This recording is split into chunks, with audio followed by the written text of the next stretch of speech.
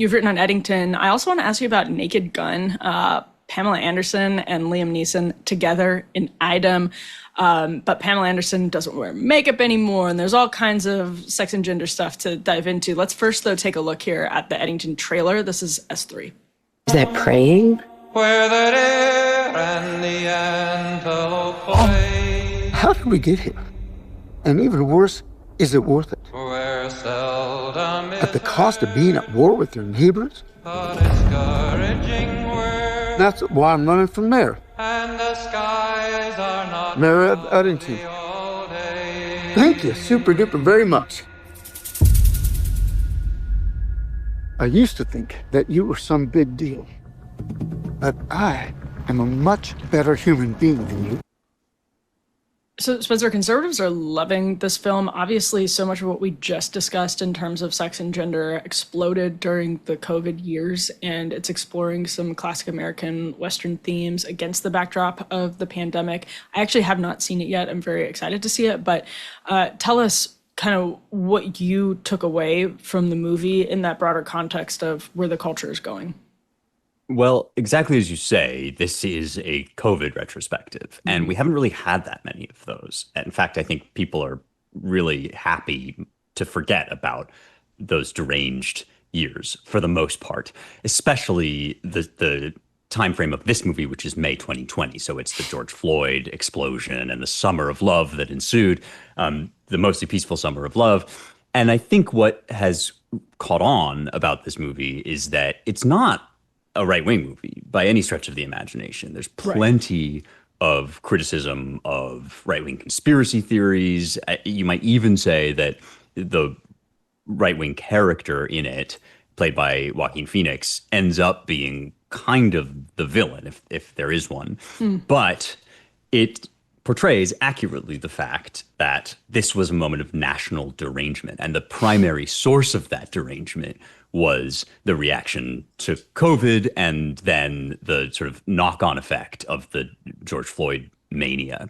And my own take, I don't think this is Ari Aster's take, and I wrote at the New Jerusalem a little bit about why I think Ari Aster kind of tends to not stick the landing in his movies. But my own take about this moment is that this was our first national confrontation with the inescapability of death in quite some time. We live in this very comfortable, hyper-technological society, and we had fooled ourselves into thinking that we were progressing toward a moment where all risk would be eliminated. And that was the philosophy that drove the COVID reaction, was here's this fatal thing.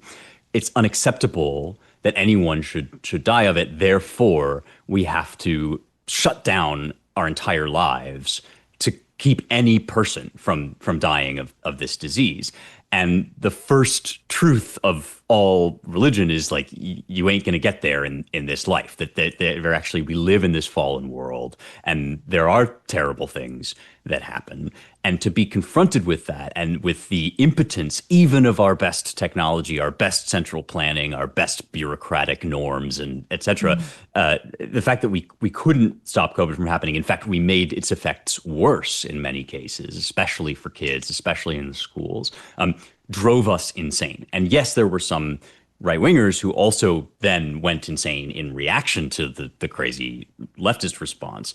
But fundamentally, this was a kind of psychotic break triggered by... It's not a nice way to talk about Michael Knowles, Spencer. I've said it. I'm kidding. So say it here, yeah.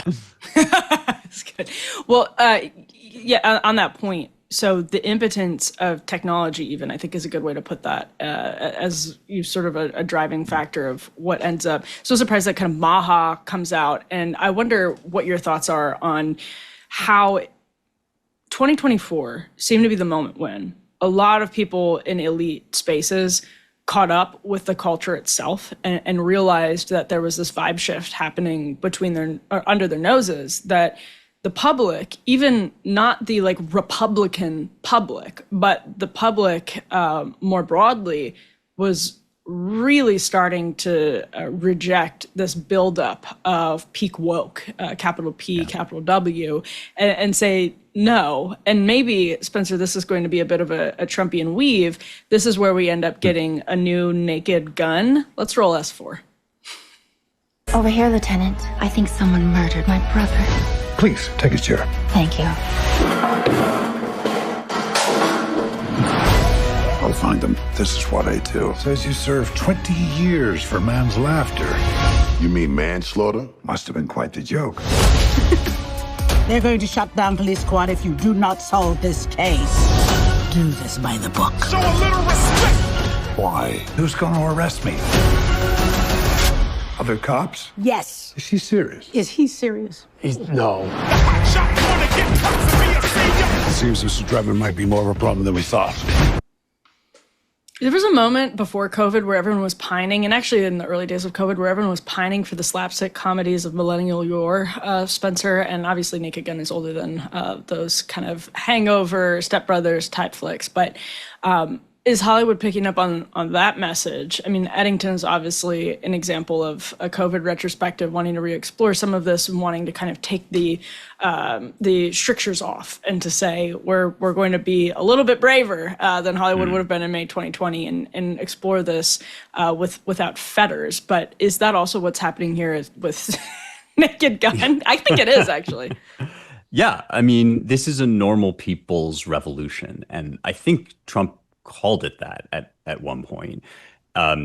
Back in 2020, I think I wrote a piece called "The Party of Normal People," and it was basically just saying, look, the future doesn't actually belong to these crazy wokesters. It doesn't even belong to guys like me who write right-wing takes online, because we're also too brain rotted from the internet. It belongs to people that want to live in the basically normal world of basic realities. Like, there are men and there are women, they're the same species, but they have many differences. You know, we want to keep deaths to a minimum, but we want to live life, you know, even in the midst of our problems. All of these sort of very, very general and widely popular ideas that have suddenly become completely beyond the pale. And what I think is so interesting about the Naked Gun nostalgia and the Sydney Sweeney nostalgia for like the Brooke Shields era, and even Eddington to a certain degree, is like, the thing that's being harkened back to is not actually trad. Like, it's not even trad. Right. It's not, you know, like Homestead Cottage where we churn our butter and like Pa comes in with the hides from the farmstead. It's like, you know, 1980s American culture. And that culture Top was Gun. Itself. Yeah, Top Gun, exactly. It was like full of sex. It was full of violence. You know, it was liberated in all of the ways that at the time the left was arguing for.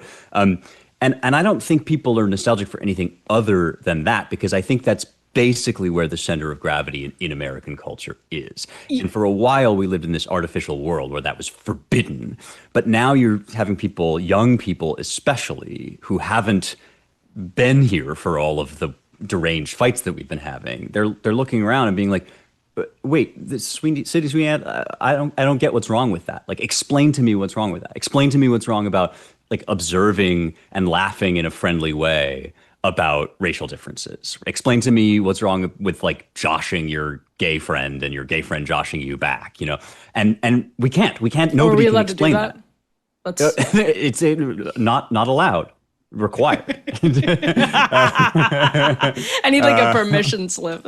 Absolutely. I wave my magic gay wand over this podcast to endorse all gay jokes. No, but seriously, like, you know, and the reason the left hates that is because that's how people, and hearkening back to the men issue, that's how men especially make friends, is with friendly joshing and ribbing. And that has been forbidden. And now you have all these people who are looking around being like, wait, why is it forbidden again? What's wrong? And we can't explain. Nobody can explain why there is anything evil about the Sydney Sweeney ad. Nobody explained for that reason why there is anything evil about America, which is really the central claim behind all of this, is that America is a fundamentally racist nation. And you look around and you say, well, why? How exactly? And I think that like this is what one of the things that gives me hope, cautious optimism about Gen Z is that they lived in the world of COVID madness. And now that is the orthodoxy that they are questioning. And that's a completely irrational orthodoxy. So there's no defense for it.